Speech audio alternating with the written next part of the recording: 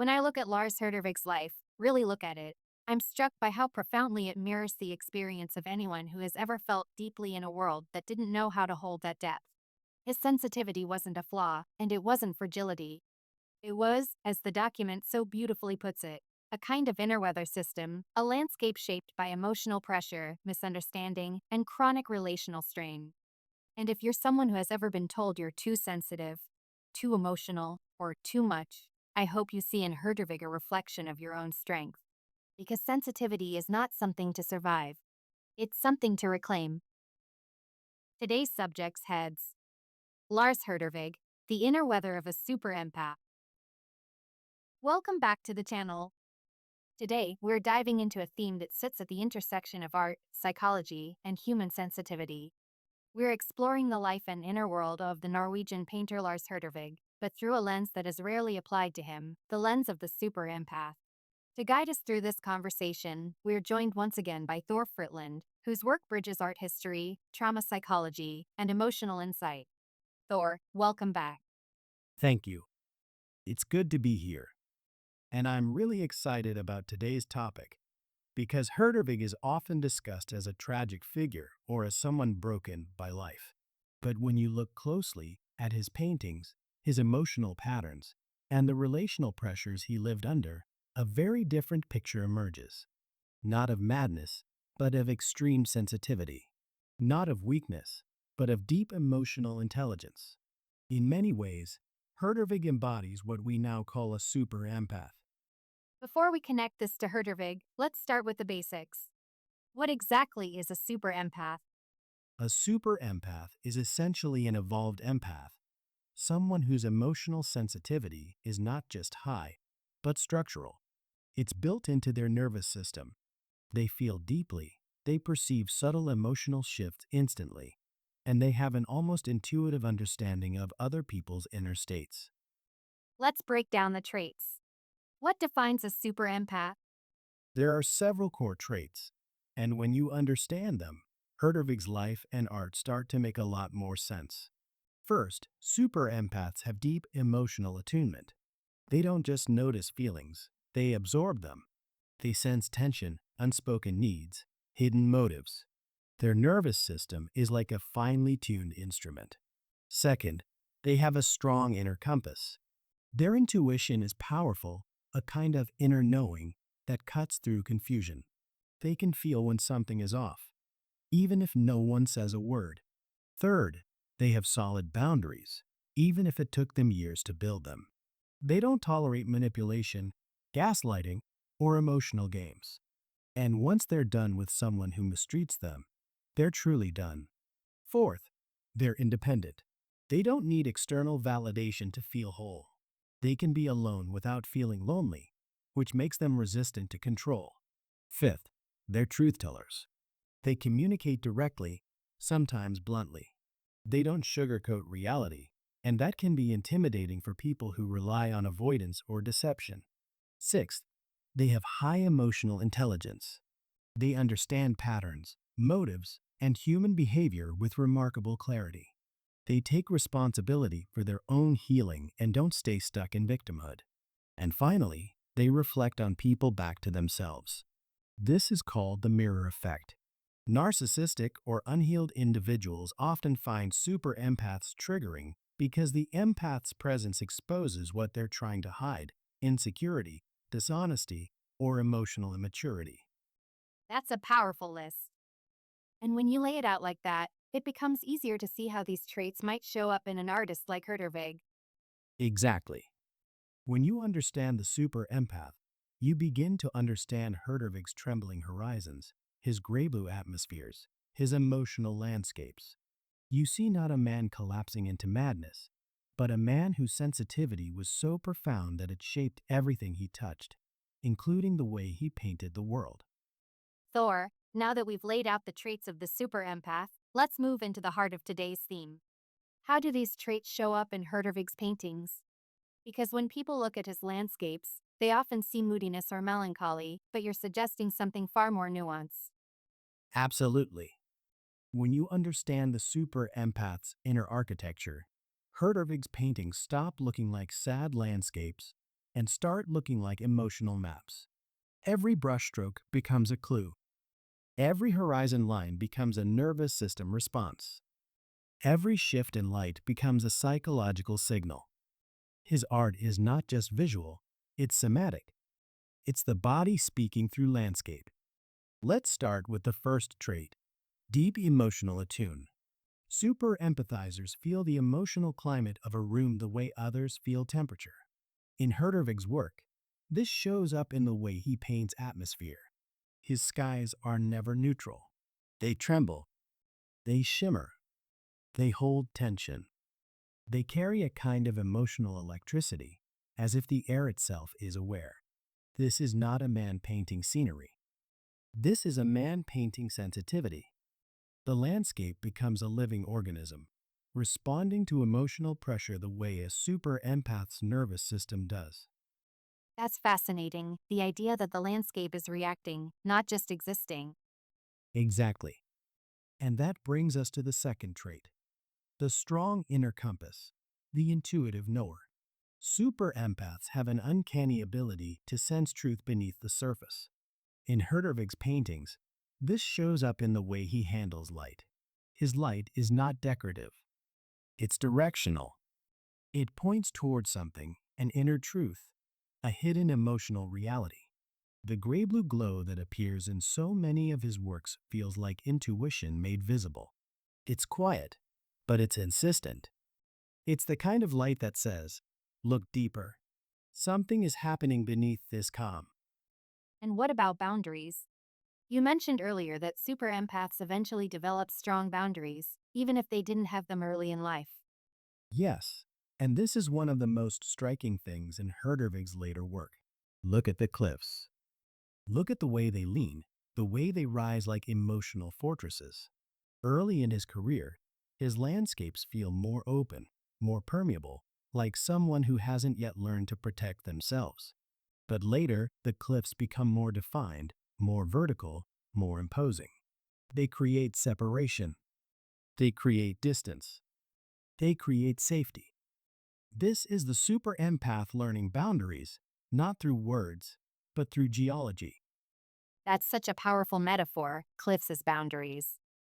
It is. And it leads naturally into the next trait, independence. Super empaths don't need constant connection. They can be alone without feeling abandoned. In Herdervig's paintings, this shows up in the absence of people. His landscapes are solitary, but not lonely. They feel self-contained, self-sufficient. The land doesn't need anyone to validate it. It simply exists in its own emotional truth. That's the super empath's independence, a quiet, grounded solitude. And the truth telling trait, how does that appear visually? Through clarity, through honesty in form. Herdervig doesn't idealize nature. He doesn't romanticize it. He paints it with a kind of raw sincerity. The trees are twisted. The rocks are worn. The light is fragile. Nothing is polished or prettified. It's truthful. It's emotionally accurate. Super empaths are truth tellers, and Herdervig's landscapes tell emotional truth even when it's uncomfortable. What about emotional intelligence? How does that translate into paint? Through complexity, emotional intelligence is the ability to hold multiple truths at once, and Herdervig's paintings do exactly that. His landscapes are calm and tense, soft and sharp, open and enclosed. They hold contradictions the way emotionally intelligent people do. They don't collapse into one feeling. They contain layers. They breathe. They shift. They evolve as you look at them. That's emotional intelligence in visual form. And finally, the mirror effect, the idea that super empaths reflect people back to themselves. How does that appear in his work? This is perhaps the most haunting aspect of Herdervig's art. His landscapes don't just show you nature, they show you yourself. When you stand in front of one of his paintings, you feel your own emotional weather reflected at you. If you're anxious, the cliffs feel tense. If you're calm, the light feels peaceful. If you're grieving, the gray-blue atmosphere feels like a companion. This is the mirror effect. Hertervig's sensitivity is so profound that his paintings become emotional mirrors. They reveal what you're carrying, even if you haven't named it yet. So, in a way, Hertervig wasn't just painting landscapes, he was painting the human psyche. Exactly. And that's why understanding him as a super empath changed everything. It reframes his life not as a tragedy, but as a testament to what happens when a deeply sensitive soul tries to survive in a world that doesn't understand sensitivity. His art becomes not a symptom of collapse, but a record of resilience, a map of survival, a visual diary of a super empath navigating emotional storms with nothing but intuition, perception, and paint.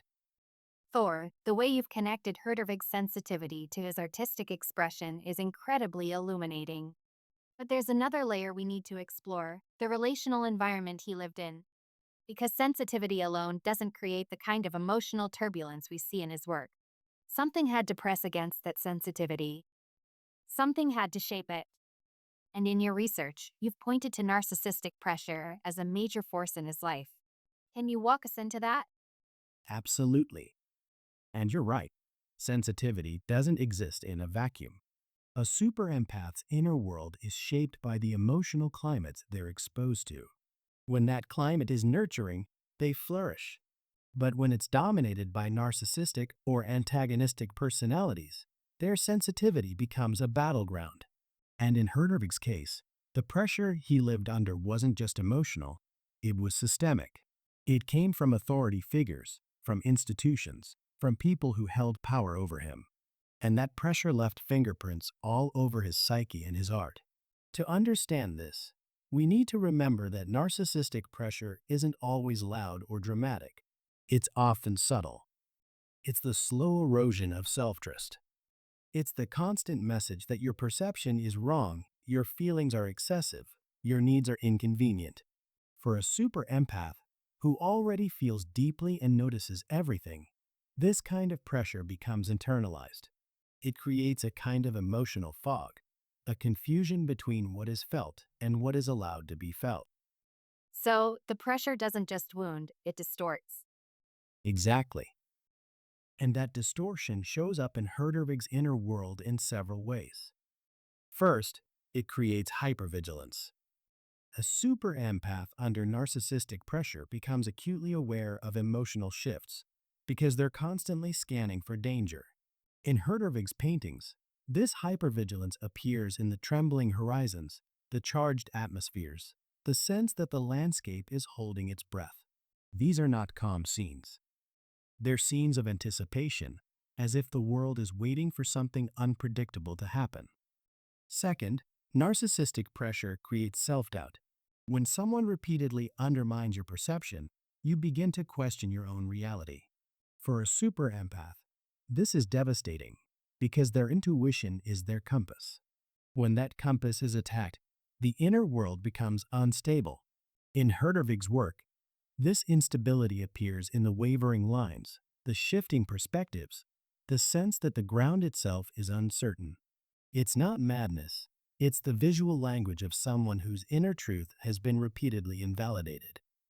And I imagine this kind of pressure also affects boundaries. Absolutely. Narcissistic individuals often push against boundaries, and super empaths, especially early in life, tend to absorb that pressure rather than resist it. They bend, they accommodate, they overfunction, and over time, this creates a kind of emotional overexposure. In Herdervig's early landscapes, you see this openness, wide spaces, permeable atmospheres, a lack of protective structure. But as the pressure intensifies, the landscapes change. The cliffs rise. The spaces are narrow. The light becomes more guarded. This is the psyche trying to build boundaries after years of having none. It's like the landscape is learning to defend itself. Exactly. And that leads us to another effect of narcissistic pressure: emotional isolation. Narcissistic environments punish authenticity. They punish vulnerability. They punish sensitivity. So, the super empath retreats inward. They create an inner world where they can exist without being attacked. In Hertervig's paintings, this retreat is visible in the absence of people. The landscapes become solitary sanctuaries, places where the emotional noise of others cannot intrude. It's not loneliness, it's self-protection. And what about the emotional fog you mentioned earlier? How does that appear? Through atmosphere, narcissistic pressure often creates cognitive dissonance, a clash between what you feel and what you're told to feel. This creates confusion, a kind of internal haze. In Hertervig's work, this haze becomes literal. The fog, the mist, the gray-blue glow, these are not weather conditions. They're psychological conditions. They're the visual expression of emotional gaslighting, of being told your inner world is wrong, of living in a state of constant uncertainty. So, the fog isn't just mood, it's trauma. Exactly. And this brings us to the final, and perhaps most profound, effect of narcissistic pressure on a super empath, the fragmentation of self. When your sensitivity is attacked, when your intuition is dismissed, when your boundaries are violated, the self begins to split. Part of you remains open and perceptive. Another part retreats into silence. Another part becomes hyper-aware. And another part becomes exhausted. In Herdervig's paintings, this fragmentation appears in the way the landscape holds multiple emotional states at once: calm and tension, light and shadow, openness and enclosure. It's the psyche trying to hold itself together under pressure. And yet, despite all of this, his art doesn't collapse. It transforms. Exactly. And that's the key. Narcissistic pressure didn't destroy Herdervig. It reshaped him. It forced him inward. But in that inwardness, he found a language, a visual language, to express what could not be spoken. His art becomes a survival strategy, a form of emotional truth-telling, a way to reclaim the inner world that others tried to distort. And that brings us naturally to the next theme: how Herdervig's art became not just expression, but protection, a psychological sanctuary built stroke by stroke. Thor, the way you've described the emotional pressure surrounding Herdervig makes it clear that he wasn't just painting landscapes, he was painting from inside a psychological storm. And that leads us to the next question. How did his art become more than expression? How did it become a survival strategy? That's the heart of it. For someone as sensitive as Herdervig, someone who felt emotional shifts the way others feel changes in weather, art wasn't optional. It was essential. It was the one place where he could regulate, process, and reclaim himself. When a super empath is exposed to narcissistic pressure, their inner world becomes chaotic. Their intuition gets attacked, their boundaries get violated, and their emotional clarity gets clouded. But the super empath also has a unique gift. They can transform inner turmoil into meaning. And for Herdervig, painting was the mechanism for that transformation. His art became a container, a place where overwhelming emotions could be held safely. Instead of letting the pressure consume him, he poured it into the canvas. The trembling horizons, the fog, the leaning cliffs, these weren't symptoms of collapse. They were coping with strategies. They were ways of externalizing what was too heavy to carry internally. In that sense, every painting is a form of emotional regulation. It's the psyche saying, let me put this somewhere I can see it, somewhere I can understand it. So, the canvas becomes a kind of emotional boundary. Exactly, and that's crucial. When a super empath has been exposed to people who distort their reality, the act of creating something tangible becomes grounding. It restores a sense of truth. It says, this is what I feel. This is what I see. This is real. In a world where his perceptions were dismissed or pathologized, the canvas became the one place where Herdervig's inner world was valid. No one could gaslight a painting. No one could tell him that the trembling horizon wasn't trembling. The canvas didn't argue. It didn't shame. It didn't demand. It received. And that's why his landscapes feel so intimate, because they're not landscapes at all. They're emotional self-portraits. They're the places inside him that needed protection, needed space, needed air. When the outer world became hostile, he built an inner world he could inhabit safely, and he built it with paint. It's almost like the landscapes became a refuge, a psychological home. Yes, and that's one of the most beautiful aspects of his work. The landscapes aren't just depictions of nature, they're sanctuaries. Look at the way he paints light, soft, diffused, protective. Look at the way he shapes space, unclosed, sheltered, almost womb-like. These are not the choices of a man trying to represent reality. They're the choices of a man trying to create safety. The cliffs become guardians. The trees become sentinels. Water becomes a mirror that reflects without judgment. Everything in his paintings participates in the creation of a psychological refuge. And yet, there's also tension in his work, a sense of something unresolved. Absolutely. And that's because survival isn't peaceful. Survival is endurance. The tension in his paintings, the trembling lines, the shifting atmospheres, reflects the emotional residue of living under pressure. But here's the key. By putting that tension into the landscape, he was no longer carrying it alone. The canvas carried part of the weight. The act of painting redistributed the emotional load. That's what makes it a survival strategy. It's not about escaping the pain. It's about metabolizing it. So, in a way, art becomes a dialogue between the part of him that's overwhelmed and the part of him that's trying to stay intact. Exactly. And that dialogue is visible in every brushstroke. You can feel the negotiation between vulnerability and resilience, between collapse and coherence, between the self that's been wounded and the self that refuses to disappear. This is why his work feels alive, because it is alive. It's the living record of a man trying to hold himself together through the only language he had left. And this is where the super empath framework becomes so important. A super empath doesn't just feel deeply, they translate deeply. They turn emotional experience into meaning, into structure, into form. Hertervig's art is the ultimate example of that. It's not the art of a broken mind. It's the art of a mind fighting to stay whole. And that brings us to the next theme, the tragic misinterpretation of his sensitivity as madness.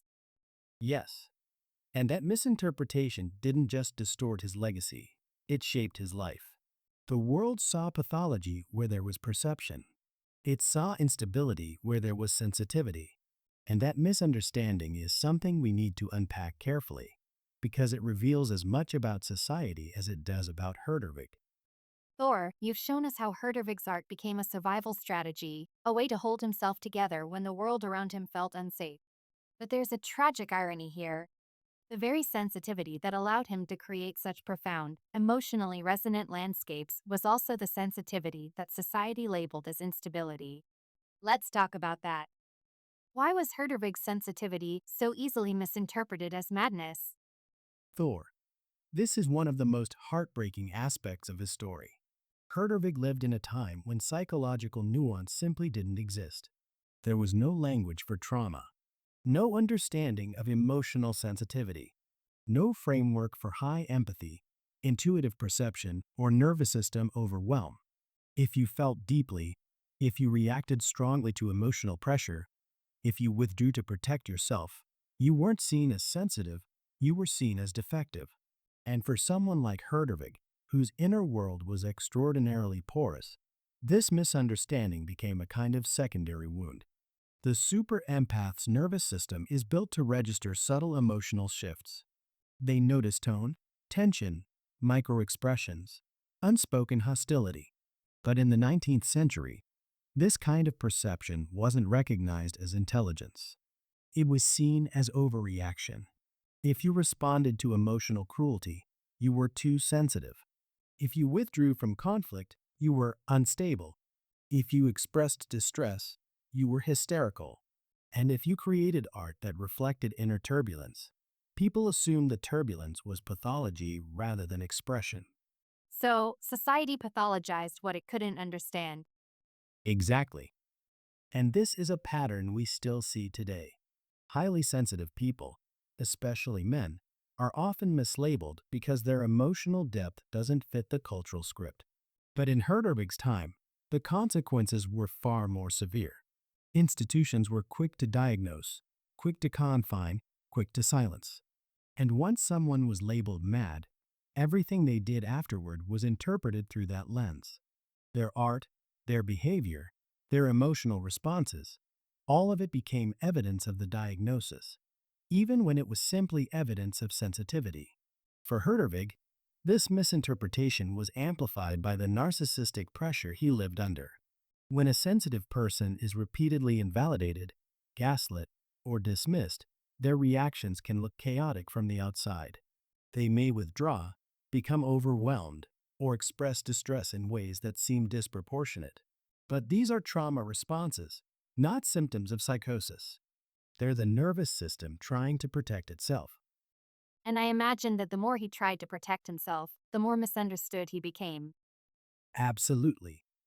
When a super empath retreats inward, it can look like detachment. When they stop explaining themselves, it can look like confusion. When they stop trusting others, it can look like paranoia. But these are adaptive responses to emotional harm. They're survival mechanisms. And in Hertervig's case, they were misread as signs of mental illness. His art didn't help in that regard, not because it was unstable, but because it was too emotionally honest. His trembling horizons, his fog-laden atmospheres, his shifting perspectives, these were interpreted as distortions of reality rather than reflections of emotional truth. People assumed he was painting the world incorrectly, when in fact he was painting the world accurately as it feels when you're living under emotional pressure.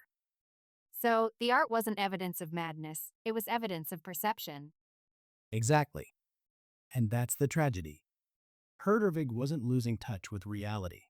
He was responding to reality, a reality that was harsh, invalidating, and emotionally unsafe. His sensitivity wasn't the problem. The environment was. But because society lacked the psychological vocabulary to understand him, it labeled him instead. And once that label was applied, it became a cage. It shaped how others treated him, how institutions handled him, how history reminded him. But when we revisit his life through the lens of the super empath, the entire narrative shifts. We stop seeing a man collapsing into madness and start seeing a man overwhelmed by emotional climates he was never equipped to survive. We see a man whose sensitivity was not a flaw, but a gift that the world mishandled. And that reframing changes everything. It changes how we see his art, his life, and his legacy. It does. And it leads us to a deeper understanding of what his paintings truly represent. Not the breakdown of a mind, but the resilience of a sensitive soul. His landscapes become testimonies, not symptoms. They become records of survival, not evidence of instability. And that brings us to the next theme: how society's misunderstanding of sensitivity continues today, and what Herdervig can teach us about reclaiming the narrative of the empath. Thor, the way you've reframed Hertervig's sensitivity, not as madness, but as a profound perceptual gift, really challenges the traditional narrative. And it raises an uncomfortable question. If Hertervig lived today, would we treat him any differently? Or does society still misinterpret sensitivity in the same ways? That's the painful truth. We haven't evolved nearly as much as we like to believe. The language has changed, the labels have changed, but the underlying misunderstanding remains. Even today, sensitivity is often treated as a flaw, a weakness, or a liability. We still live in a culture that rewards emotional detachment, speed, productivity, and certainty. Sensitivity doesn't fit neatly into that framework. It slows things down. It asks questions. It notices what others overlook. And because of that, sensitive people, especially super empaths, are still misread, misdiagnosed, and misunderstood. One of the biggest misconceptions is that sensitivity equals fragility. But sensitivity is a form of deep perception. It's the ability to register nuance, to feel emotional shifts, to detect tension before it erupts. Yet instead of recognizing this as intelligence, society often frames it as overreacting. If you feel deeply, you're too emotional. If you speak up about subtle harm, you're dramatic. If you withdraw to protect your energy, You're antisocial. These labels are modern versions of the same misunderstanding that followed Hertervig. So, the world still punishes what it doesn't understand. Exactly. And this is especially true in environments dominated by narcissistic or emotionally immature individuals, workplaces, families, institutions. Sensitive people become emotional barometers, the ones who sense dysfunction before anyone else. But instead of being valued for that insight, they're often scapegoated. Their discomfort is treated as a problem rather than the environment that caused it. This is the same dynamic Hertervig faced. The system harms the sensitive person, then blames them for reacting. Another modern misinterpretation is the pathologizing of emotional overwhelm. When a sensitive person becomes overloaded by noise, conflict, dishonesty, or emotional chaos, their nervous system reacts. They may shut down, withdraw, or become visibly distressed.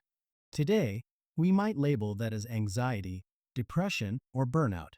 And while those labels can be helpful, they often miss the root cause. The person isn't malfunctioning, the environment is misaligned with their nervous system. It sounds like we still confuse sensitivity with instability. We do.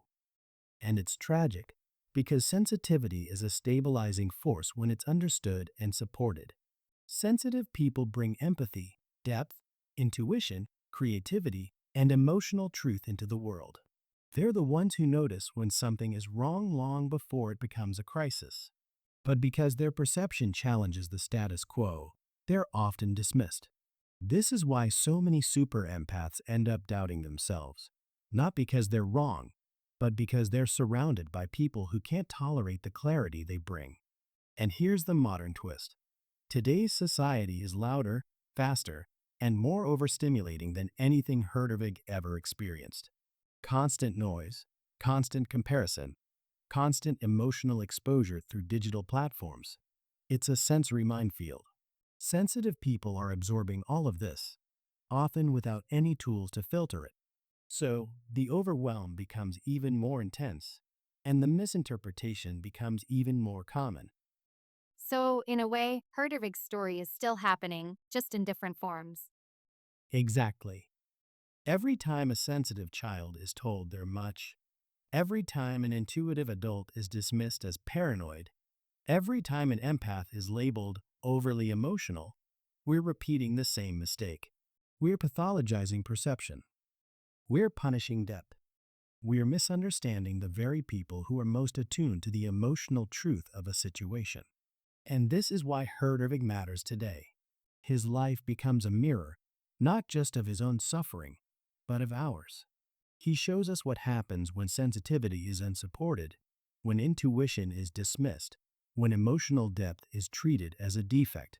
But he also shows us something else: the resilience of the sensitive psyche, the ability to create beauty from pressure, the ability to turn inner storms into art, the ability to survive through expression. And that brings us to the final theme, what Herdervig can teach us about reclaiming sensitivity, not as a burden, but as a form of power. Yes, and that's where his legacy becomes transformative. Because once we stop misinterpreting sensitivity as madness, we can start seeing it for what it truly is: a form of emotional intelligence, a form of perception, a form of strength. And Herdervig becomes not a cautionary tale, but a guide.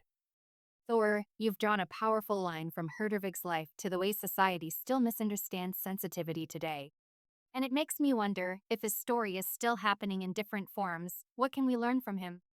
What does Herdervig teach us about reclaiming the empath identity, instead of letting the world define it for us? That's the beauty of revisiting his life through this lens. Herdervig becomes more than a historical figure. He becomes a guide, a kind of emotional ancestor for sensitive people today. His life shows us what happens when sensitivity is unsupported, but his art shows us what happens when sensitivity is expressed. And that contrast is the lesson.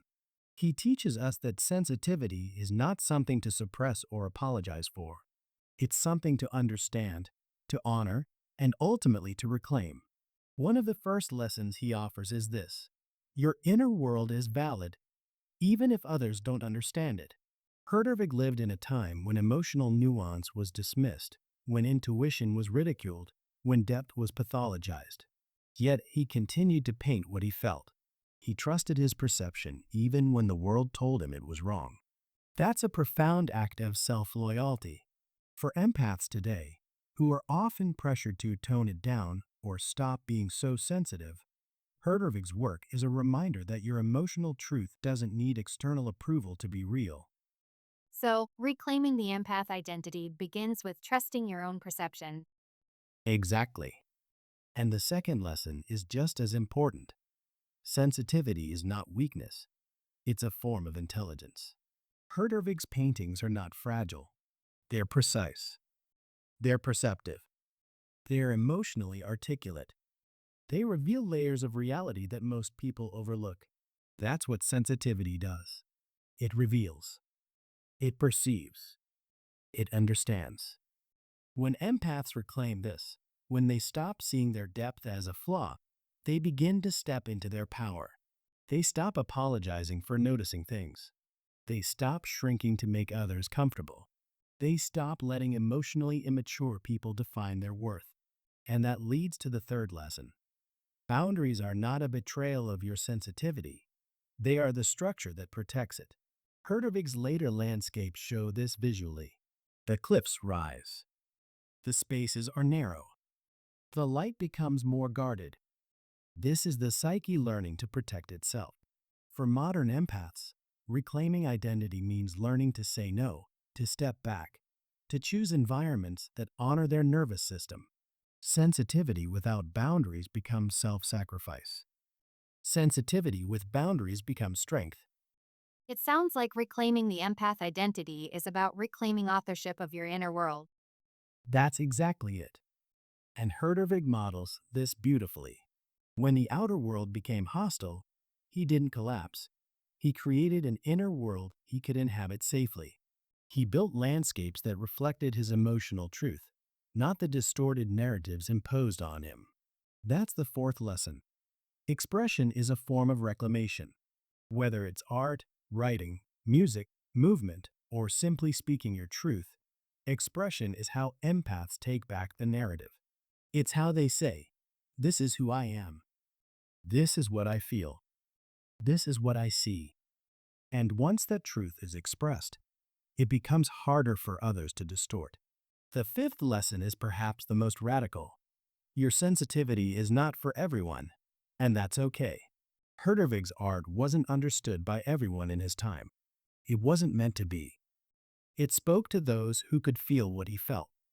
Empaths often try to make themselves universally acceptable, universally digestible. But reclaiming identity means accepting that not everyone will understand your depth, and that misunderstanding is not your responsibility to fix. So instead of shrinking to fit the world, you let the world adjust to your truth. Exactly.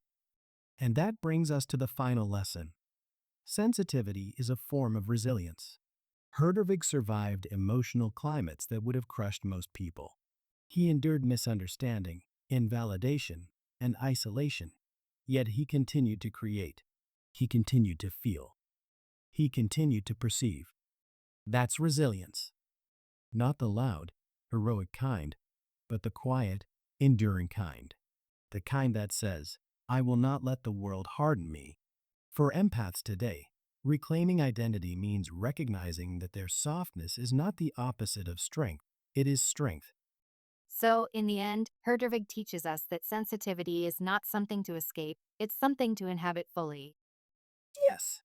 And when we do that, when we stop apologizing for our depth, when we trust our intuition, when we build boundaries, when we express our truth, we reclaim the empath identity from the distortions of others.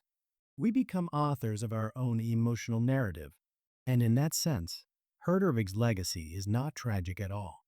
It's instructive. It's empowering. It's a roadmap for every sensitive soul trying to survive in a world that still doesn't fully understand them. Thor, the way you've reframed Herdervig's legacy, not as a tragedy, but as a guide for sensitive people today, feels like a natural turning point in this episode. We've explored how his sensitivity was misunderstood, how his art became a survival strategy, and how his life teaches us to reclaim the empath identity. But there's a deeper question underneath all of this. How does an empath see the world? What does reality look like through the lens of someone who feels as deeply as Hertervig did? That's the perfect next step, because everything we've discussed so far, the misinterpretations, emotional pressure, the resilience, all of it comes back to perception. Empaths don't just experience the world differently, they perceive it differently. Their senses, their intuition, their emotional radar, it all operates on a different frequency. And if we want to understand Hertervig, or any super empath, we must understand that frequency. For an empath, the world isn't made of objects and events. It's made of energy, atmosphere, and emotional textures. They don't just walk into a room, they enter it. They feel the tension before anyone speaks. They sense the unspoken dynamics. They pick up on microexpressions, tone shifts, subtle inconsistencies. Their nervous system is constantly scanning, constantly interpreting, constantly absorbing. It's not a choice. It's a perceptual reality. So, an empath's world is layered, emotional, intuitive, atmospheric. Exactly. And this is where Herdervig becomes such a powerful example. When you look at his paintings, you're not seeing landscapes. You're seeing the world as he perceived it. The trembling horizons, the gray-blue light, the fog that seems to breathe, these are empathic perceptions made visible. They're the emotional layers of reality that most people overlook. For an empath, the world is never flat. It's never unidimensional. It's always alive, always shifting, always communicating something beneath the surface. And this is the key. Empaths don't just see what is, they see what is felt. They see the emotional truth behind the physical form. They see the tension behind the smile. They see the longing behind the silence. They see the storm behind the calm. This is why Herdervig's landscapes feel so charged, because he wasn't painting what the eye sees. He was painting what the heart perceives. And I imagine that this way of seeing the world can be both a gift and a burden. Absolutely. It's a gift because it allows empaths to understand people deeply, to connect meaningfully, to create art that resonates on a soul level. But it's also a burden because they can't turn it off. They can't unfeel what they feel. They can't ignore the emotional undercurrents that others are oblivious to. And when they're surrounded by emotional dishonesty, manipulation, or narcissistic pressure, their perceptual sensitivity becomes overwhelming. This is why understanding the empath's lens is so important. It explains why Herdervig reacted the way he did. It explains why his art looks the way it does. It explains why sensitivity was misinterpreted as instability.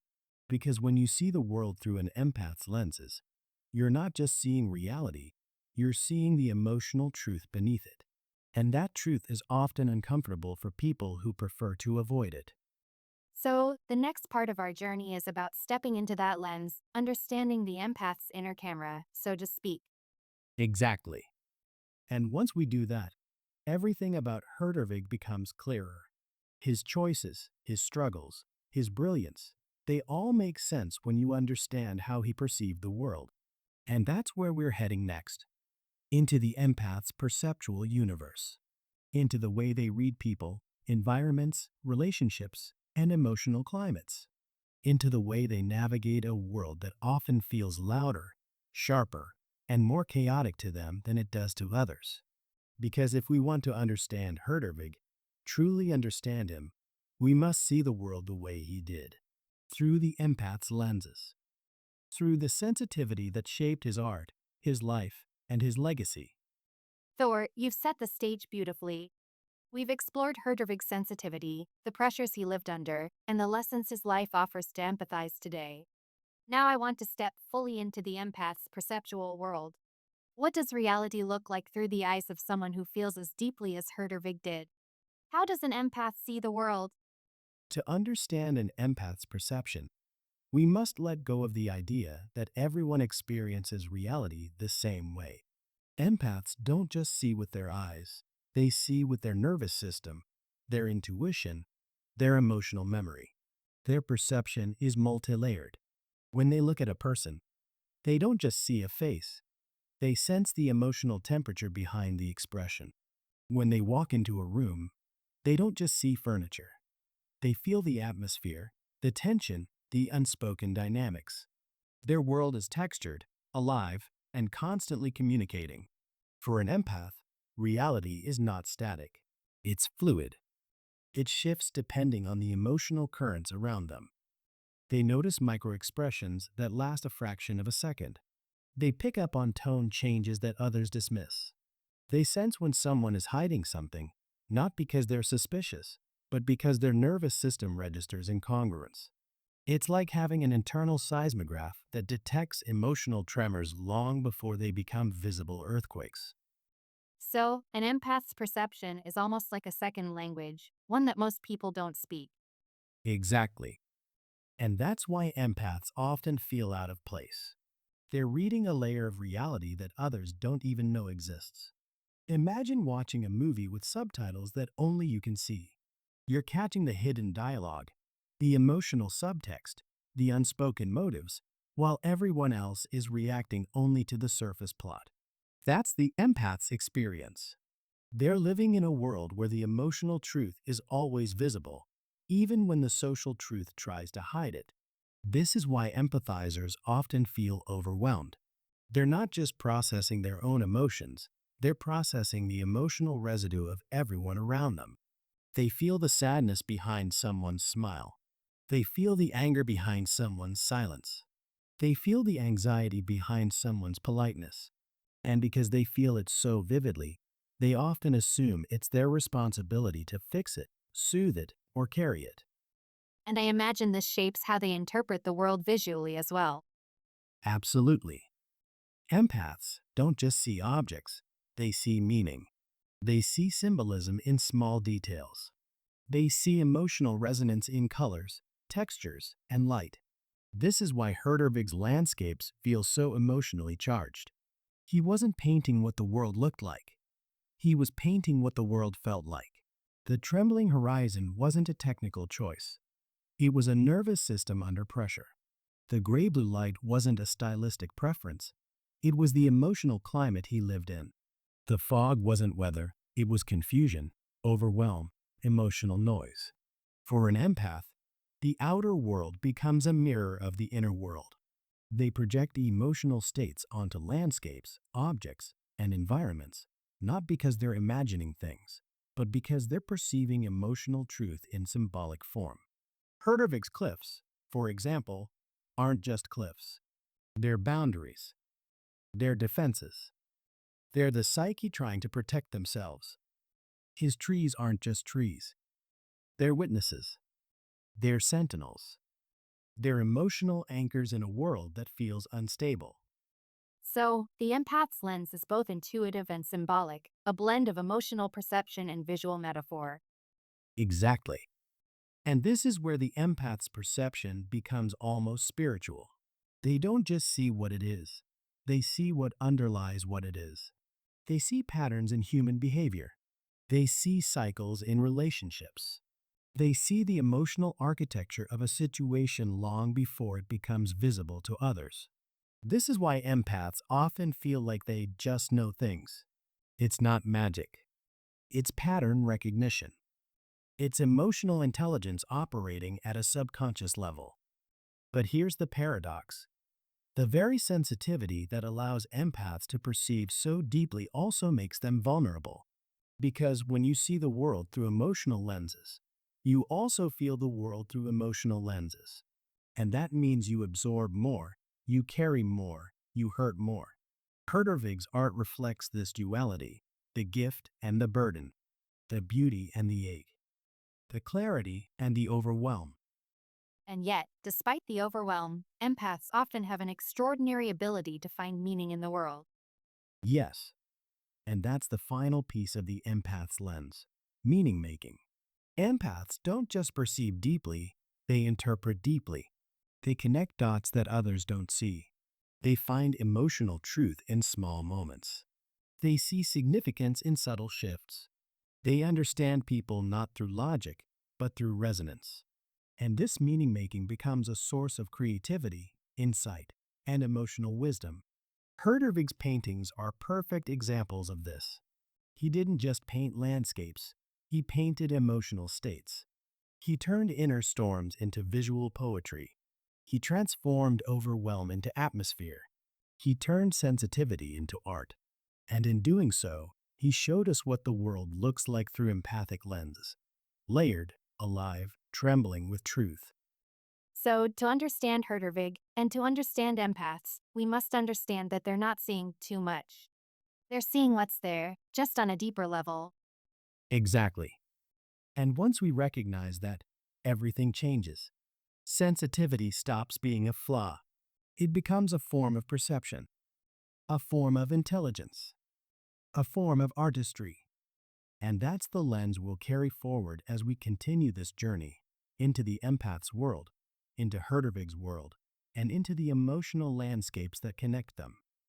Or, now that we've stepped fully into the empath's perceptual world, the way they see, feel, and interpret reality, it's time to explore how that perception shapes something even more complex: relationships. Because if an empath experiences the world through emotional layers, intuitive signals, and atmospheric shifts, then their relationships must be equally layered. How does an empath navigate relationships? This is one of the most defining aspects of the empath experience. Empaths don't enter relationships casually. They don't connect on the surface. They connect through resonance, through emotional truth, through energetic alignment, through a sense of safety that goes far beyond words. For an empath, a relationship isn't just an interaction, it's an emotional ecosystem, and they feel every shift in that ecosystem, even the ones others don't notice. Empaths navigate relationships with a kind of emotional radar. They sense when someone is withdrawing, even if the person insists everything is fine. They feel when someone is angry, even if the tone is polite. They detect disappointment, tension, longing, resentment, all the subtle emotional currents that most people overlook. This makes them incredibly attuned partners, friends, and family members. But it also makes them vulnerable because they often respond to emotional shifts before the other person even realizes they're having them. So, empaths are constantly adjusting, constantly responding to emotional microsignals. Exactly. And that's where the complexity begins. Because empaths don't just notice emotional shifts, they often take responsibility for them. If someone is upset, the empath feels compelled to soothe. If someone is distant, the empath tries to reconnect. If someone is angry, the empath tries to calm the storm. This instinct comes from a good place: empathy, compassion, emotional intelligence, but it can lead to overfunctioning. The empath becomes the emotional caretaker, the stabilizer, the one who holds the relationship together. And here's the paradox: empaths often give so much emotional labor that the other person never learns to meet them halfway. The relationship becomes unbalanced. The empath becomes the container for both people's emotions. And over time, this creates exhaustion, resentment, and emotional depletion. And I imagine this dynamic becomes even more complicated when the empath encounters narcissistic or emotionally immature individuals. Absolutely. Empaths and narcissists are psychological opposites, and that creates a dangerous magnetism.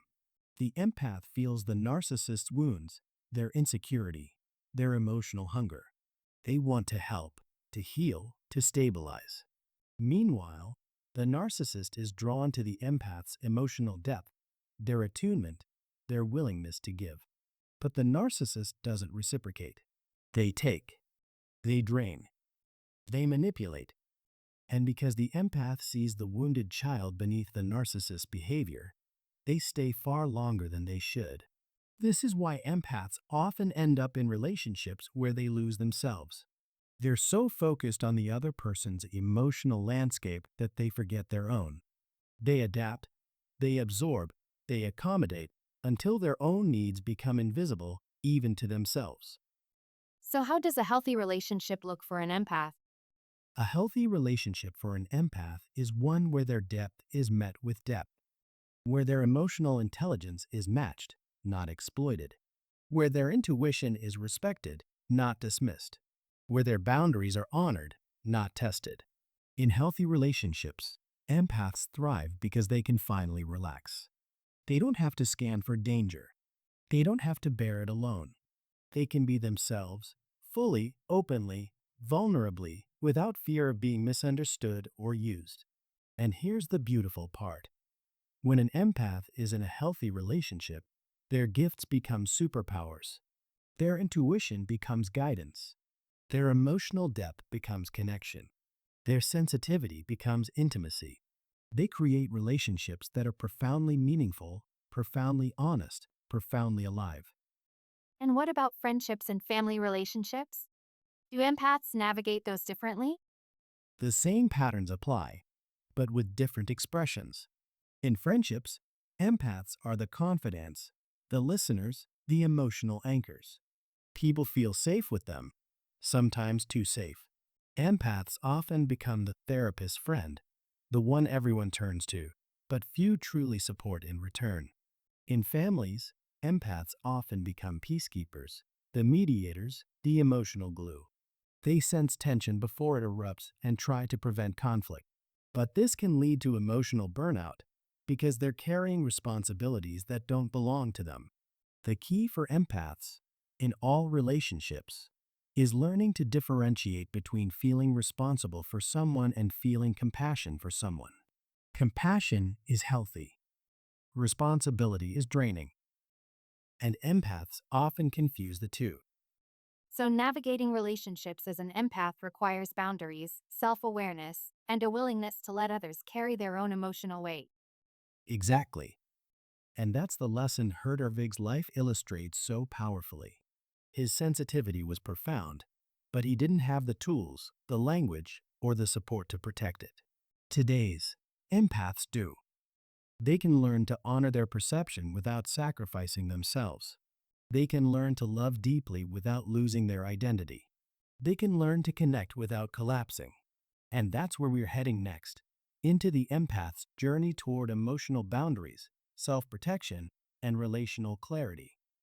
Or, we've explored how empaths see the world, how they navigate relationships, and how their perceptual depth shapes every interaction they have. But there's a shadow side to this sensitivity, something every empath knows intimately: emotional overwhelm. Let's go into that. How does an empath experience overwhelm? This is one of the most defining and misunderstood aspects of the empath experience. Emotional overwhelm for an empath isn't just feeling stressed or having a bad day. It's a full body, full mind, full nervous system event. Because empaths don't just process their own emotions, they process the emotional residue of everyone around them. Their nervous system is constantly absorbing, interpreting, and responding to emotional signals, many of which they never asked for. For an empath, overwhelm begins quietly. It starts with subtle cues: a shift in someone's tone, a tension in the room, a conflict brewing beneath the surface. Their body registers these signals before their mind does. Their chest tightens, their breathing changes, their thoughts become scattered.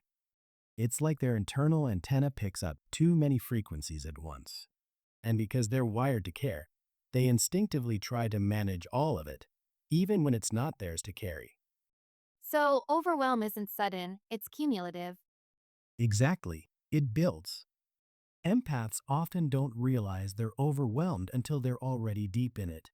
They've absorbed too much. They've listened too deeply. They've held too many emotional threads at once. And because they're so attuned to others, they often override their own signals. They tell themselves, "It's fine, I can handle this," even as their nervous system is screaming for space. And here's the thing: emotional overwhelm for an empath is not just emotional, it's sensory. The world becomes too loud, too bright, too fast. Conversations feel like noise. Crowds feel like pressure. Even small decisions feel heavy. Their mind becomes foggy, their intuition becomes muted, and their body feels like it's carrying weight that doesn't belong to them. It's not a weakness, It's overload. And I imagine this is especially intense in environments with conflict or emotional dishonesty. Absolutely. Empaths are allergic to emotional incongruence. When someone says, I'm fine, but their energy says otherwise, the empath feels the contradiction like static electricity. When someone hides anger behind politeness, the empath feels anger. When someone suppresses sadness, the empath feels sadness.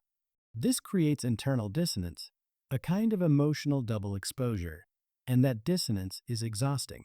In environments with conflict, manipulation, or narcissistic pressure, overwhelm becomes almost inevitable. The empath's nervous system goes into hypertunement. They scan for danger. They anticipate emotional shifts. They try to stabilize the atmosphere. And because they're absorbing so much, they reach their threshold quickly. This is why empaths often shut down, withdraw, or go quiet, not because they're weak, but because their system is overloaded. So, what does overwhelm look like from the outside? From the outside, it can look like withdrawal. The empath becomes quiet, distant, introspective. They may avoid eye contact, avoid conversation, avoid stimulation.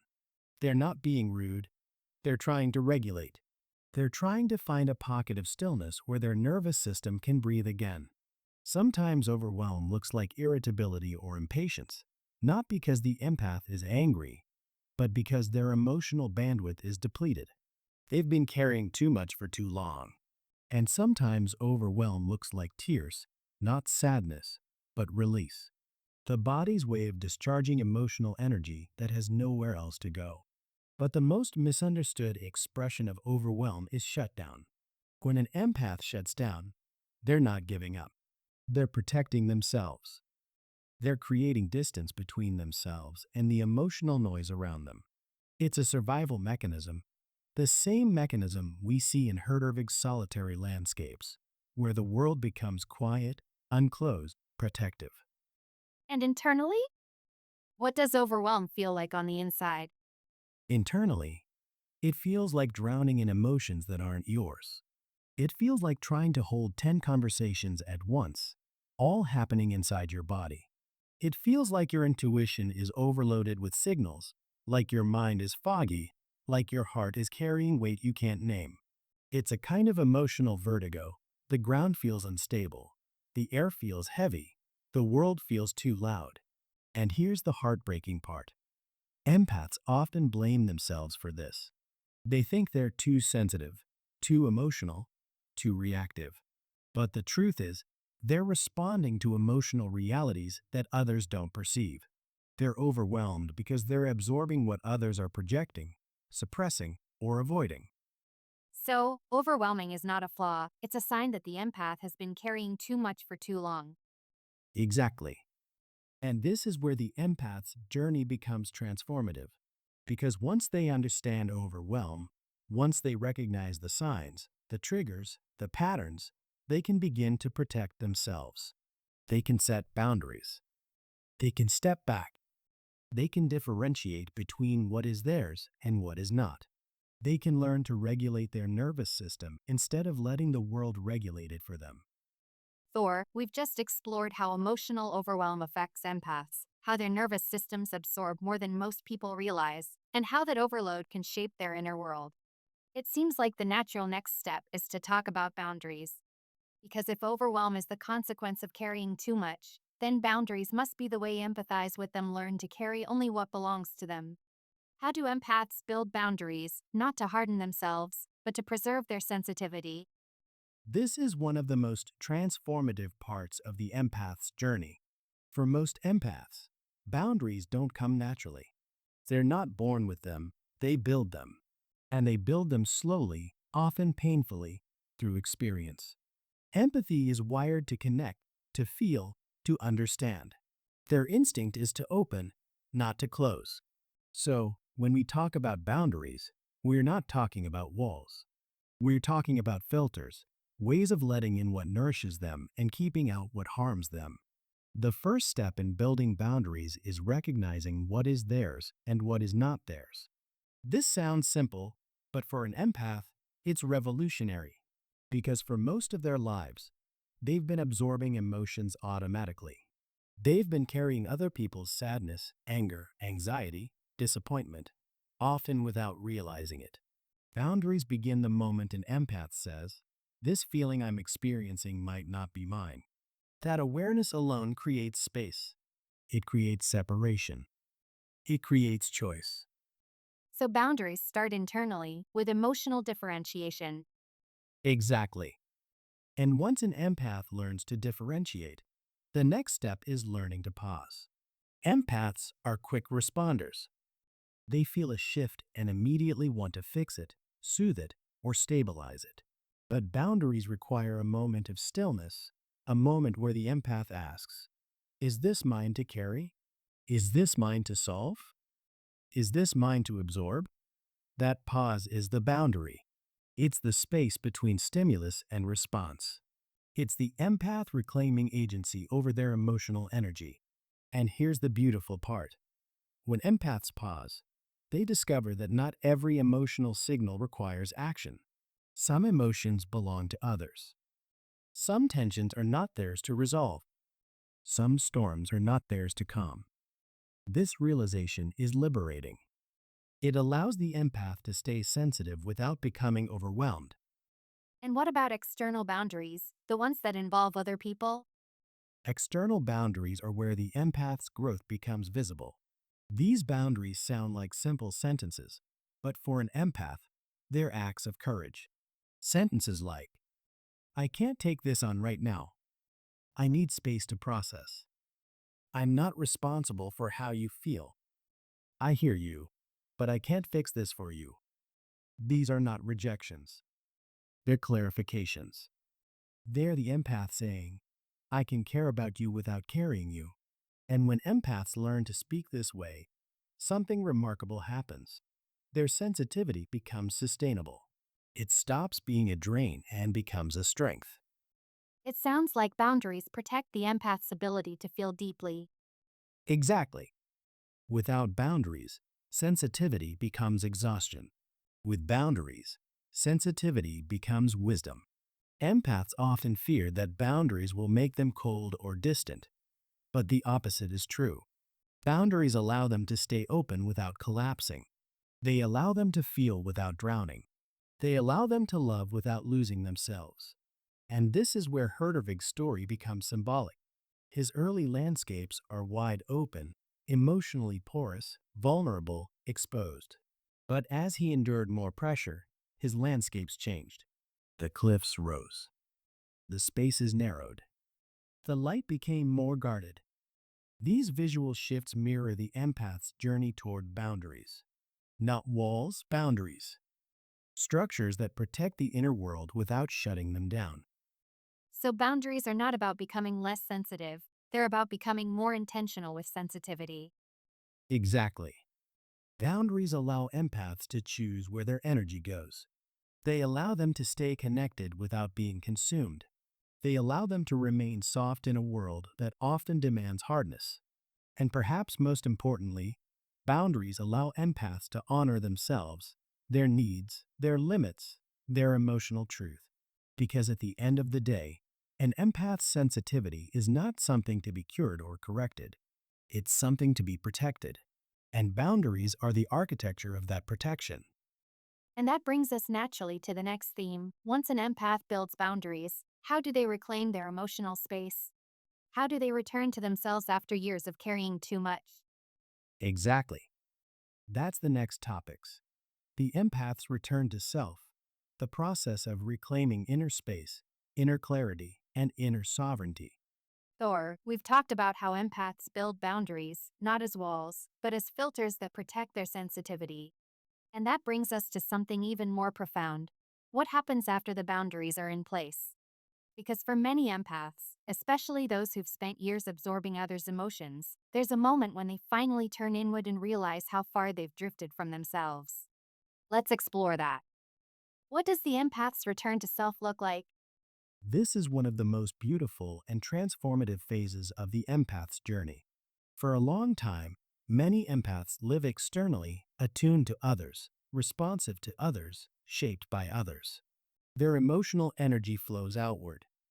Their attention flows outward. Their care flows outward. And because they're so perceptive, they often lose track of where they end and others begin.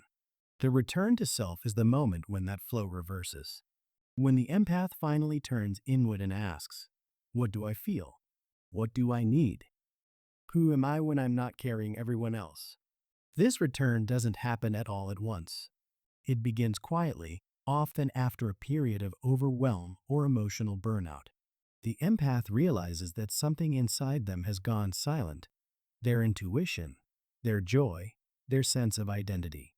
And instead of reaching outward to fix it, they begin to reach inward. They start listening to their own emotional signals with the same sensitivity they once reserved for others. They notice their own boundaries, their own desires, their own limits. It's like rediscovering a voice they didn't realize they had lost. So, the return to self is really a return to inner awareness. Exactly. And once that awareness awakens, the empath begins to reclaim parts of themselves that were neglected. They rediscover their creativity, their solitude, their inner world. They reconnect with the things that nourish them: art, nature, silence, reflection. They begin to feel the difference between emotional resonance and emotional responsibility. They learn that they can feel someone's pain without absorbing it. They can understand someone's struggle without fixing it. They can care without caring. This shift is profound. It's the empath stepping out of emotional servitude and into emotional sovereignty. And it's not selfish, it's necessary. Because when an empath returns to themselves, they become grounded, they become clear, they become centered. Their sensitivity becomes sharper, but also gentler. They stop reacting and start choosing.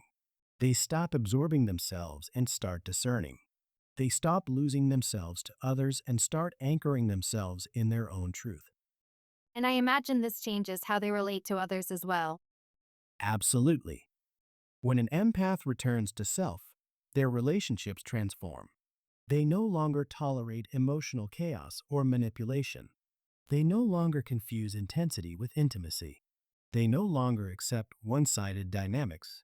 Instead, they seek relationships that feel reciprocal, grounded, and emotionally honest. They choose people who respect their boundaries, who value their depth, who don't exploit their sensitivity. And here's the beautiful irony. When empaths return to themselves, they become more compassionate, not less. Because their compassion is no longer fueled by self-abandonment. It's fueled by clarity. They can show up for others without disappearing. They can love without losing themselves. They can give without draining their own reserves. It sounds like the return to self is a kind of homecoming, a reconnection with the empath's original nature. That's exactly what it is. Empathy is born with a deep inner world, rich, intuitive, imaginative.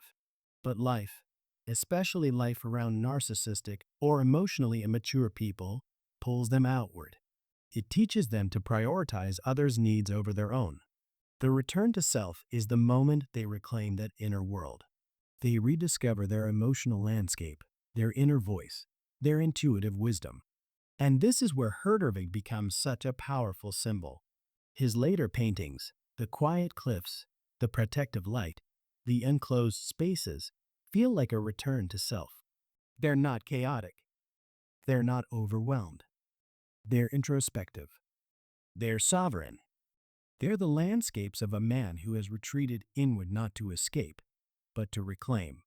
His art becomes a sanctuary, not just from the world, but for himself. Interviewer: So, the empath's return to self is not an ending, it's a beginning. Exactly. It's the beginning of living from the inside out, instead of the outside in. It's the beginning of emotional autonomy. It's the beginning of choosing relationships consciously.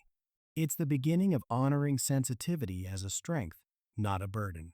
And once an empath returns to themselves, everything changes: their art, their relationships, their boundaries, their sense of purpose. This return is the moment the empath stops surviving and starts living. Thor, the way you've described the empath's return to self, that inward turning, that reclamation of inner space, feels like a profound psychological shift. And when we look at Hertervig's later paintings, there's a noticeable change in tone, structure, and emotional atmosphere. It's as if something in him settled, or perhaps reorganized. How does this empathic return to self show up in Hertervig's final works? This is where Herdervig becomes almost prophetic. His final works don't just show artistic maturity, they show psychological evolution.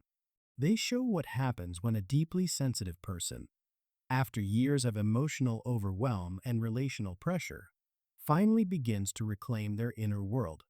The landscapes become quieter, more distilled, more sovereign. The chaos softens. The emotional noise fades. What remains is essence, the empath's essence. In his earlier works, the landscapes feel porous, exposed, almost raw. The atmosphere trembles with tension. The horizons waver. The light feels uncertain. These are the paintings of a man absorbing too much, a man whose sensitivity is unprotected. But in his later works, something shifts. The compositions tighten. The forms become more deliberate. The light becomes more controlled, more internal. It's as if the world, his painting is no longer pressing in on him. He's pressing outward, defining his own emotional territory. So, his later landscapes reflect a kind of emotional sovereignty, a reclaiming of inner authorship. Exactly. Look at the way he handles space. In the final works, the landscapes feel enclosed but not suffocating. They feel intentional, protective. The cliffs rise like guardians, not threats. The trees stand like sentinels, not witnesses to chaos. The water becomes still, reflective, almost meditative. These are not the landscapes of a man overwhelmed. They're the landscapes of a man who has learned to create internal boundaries, who has learned to curate what enters his emotional world. And the light, the famous gray blue light, becomes softer, more sovereign. In earlier works, that light feels like a fog of confusion, a haze of emotional noise. But in the later works, it becomes something else entirely. It becomes a kind of inner illumination, a quiet clarity. It's no longer the world imposing itself on him. It's him illuminating the world from within. It's almost like the light shifts from being reactive to being expressive. Yes, that's the empath's return to self made visible. When an empath is overwhelmed, their perception becomes reactive. They're responding to emotional climates, absorbing atmospheres, trying to stabilize what's around them. But when they return to themselves, their perception becomes expressive. They're no longer painting the emotional weather imposed on them. They're painting the emotional truth that arises from within. Herdervig's final works have that quality. They feel like inner landscapes, not outer ones. They feel like sanctuaries, places where the empath can exist without intrusion, places where the emotional storms have passed or at least been understood, places where sensitivity is no longer a liability, but a lens. And what about the emotional tone? Earlier work feels tense, almost anxious, but the later ones feel resolved. That's the key. The emotional tone shifts from survival to presence. In the early works, you can feel the empath trying to hold himself together, the trembling lines, the unstable horizons, the atmospheric pressure. But in the later works, the lines stabilize, the forms settle, the compositions breathe. There's a sense of acceptance, of integration. It's as if he's saying, "This is my inner world. This is my truth. And I no longer need the world's permission to express it." This is the empath's return to self. The moment when sensitivity stops being a reaction to the world and becomes a creation of the self. Herdervig's final works embody that shift. They're not crying for help. They're declarations of identity. So, in a way, his final works are not the end of his story, they're the beginning of his self ownership. Exactly. They're visual proof that even after years of emotional pressure, misunderstanding, and overwhelm, the sensitive psyche can reclaim itself. It can reorganize. It can heal. It can create beauty not from chaos, but from clarity. Herdervig's final works are the landscapes of a man who has returned home, not to a physical place, but to himself. And that's why his legacy matters. Not because he suffered, but because he transformed. Not because he was misunderstood, but because he found a way to express what others could not see. His final works are the empath's triumph. The moment sensitivity becomes sovereignty. Thor, as we come to the end of this chapter, I'm struck by how different Herdervig appears when we view him through the empathic lens.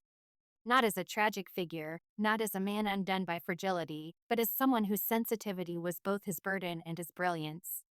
After everything we've explored, the overwhelm, the boundaries, the return to self, what stays with you the most about Herdervig?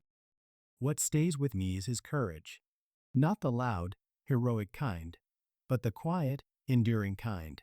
The courage to feel deeply in a world that punished depth. The courage to keep creating when the world misunderstood him. The courage to turn inward, not as an escape, but as a reclamation. When I look at his final works, I don't see a man collapsing. I see a man returning to himself. I see someone who refused to let the world define his sensitivity as madness. Someone who insisted, through paint, through light, through trembling horizons, that his inner world mattered. It's powerful to think of his art as a form of resistance. Not political resistance, but emotional resistance, the refusal to let others dictate the meaning of his inner life. Exactly. And that's the lesson for every empath. Sensitivity is not something the world gets to define. It's not something others get to label or diminish. It's an inner landscape, complex, nuanced, alive. Herdervig teaches us that even when the world misreads you, even when it misunderstands your depth, your inner world remains yours, and you can choose to honor it. You can choose to express it. You can choose to protect it. There's something deeply human about that. The idea that the inner world is a place we can return to, a place we can rebuild, reshape, reclaim. Yes, and for empaths, that return is essential, because sensitivity without self-connection becomes suffering. But sensitivity with self-connection becomes wisdom. It becomes artistry. It becomes clarity. Herdervig's final works show us what that looks like. The moment sensitivity becomes sovereignty. The moment the empath stops absorbing the world and starts shaping it. Interviewer, and maybe that's why his work still resonates today. Not because we understand his life perfectly, but because we recognize something of ourselves in those landscapes. The longing for peace, the need for boundaries, the desire to come home to who we truly are. Exactly. His paintings are mirrors. They reflect the emotional journeys we all go through, the overwhelm, the retreat, the rebuilding, the return. And in that sense, Herdervig isn't just a historical figure. He's a companion for anyone who has ever felt too deeply, cared too much, or carried more than they should. His art whispers, "You're not alone. Your sensitivity is not a flaw. It's a language, and it's worth listening to." Thor, thank you. Not just for the analysis, but for the humanity you bring to it.